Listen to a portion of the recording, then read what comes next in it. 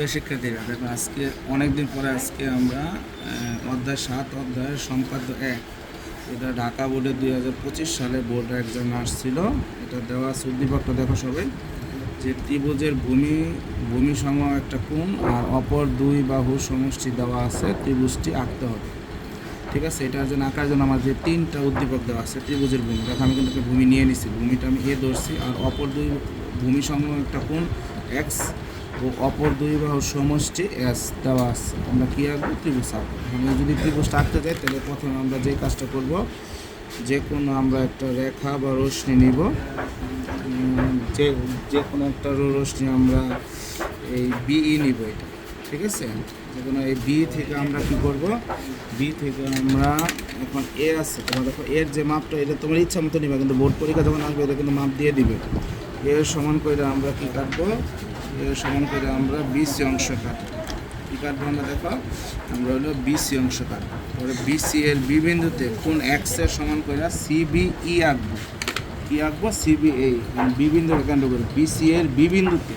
তার মানে দেখো যে এক্স কোণ যে কোণটা আছে এই কোণের সমান করে আমরা নিলাম চাপ, সেটা আমরা বি বিন্দুতে আঁকবো।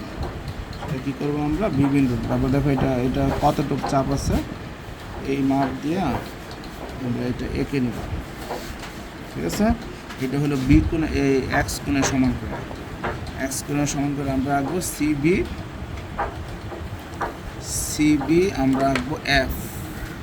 এখন আমরা কি করবো? বিএফ থেকে, এই বিএফ থেকে এই অপর দুই বাহুর যে সমষ্টিটা আমরা নিয়েছিলাম এস, এই এস এর সমান করে আমরা কি কাটবো? বিডি অংশ কাটবো। কি কাটবো আমরা? বিডি অংশ।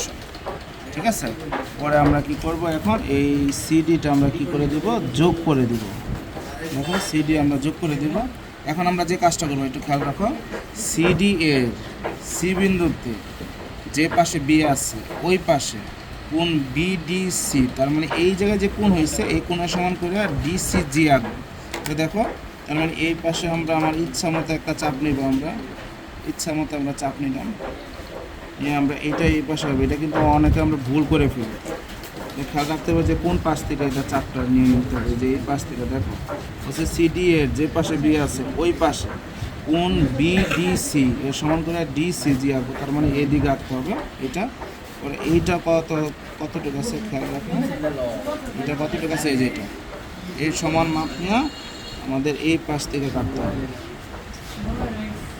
ঠিক আছে, এই পাশে কাটার জন্য আমরা কী করবো, আমরা এটার নাম হলো সিডিজি।